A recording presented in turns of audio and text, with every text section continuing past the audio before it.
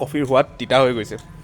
আৰু পবিত্ৰ আচ্ছা তোৰ কি ক'ব আছিলে মোক পবিত্ৰ কিবা এটা ক'ব এতিয়া মোক আপুনিতো আছামিজৰ কমনখিনি দিয়ে দিলে কিন্তু আনফালে ষ্টুডেণ্টে ভয় খাই আছে যে আছামিজৰ লাইফ নাহিব নেকি মানে অলৰেডি লাইফ আহি গুচি গ'ল আচ্ছা মোক অলপ আগত এগৰাকীয়ে ক'লে যে মোক বহুত গালি পাৰিছে হেনো ল'ৰা ছোৱালীখিনিয়ে একদম মানে কি ক'ব আৰু ছাৰ একদম পূৰা মোক মানে ফোন হেঙাই গৈছেগৈ মানে এনেকুৱা ফোন আহিছে মেছেজ আহিছে আছামিজৰ লাইফ লাগে আছামিজৰ লাইফ লাগে মোক হেনো কোনোবাই লোভিয়া বুলি কৈছে গাদ্দাৰ বুলি কৈছে হয় নেকি তেনেকুৱা কথাওতো বহুত শুনিবলৈ পোৱা গৈছে ইফালে কমেণ্ট ছেকশ্যনতো ইফালে মেছেজটো চাবই নোৱাৰি আৰু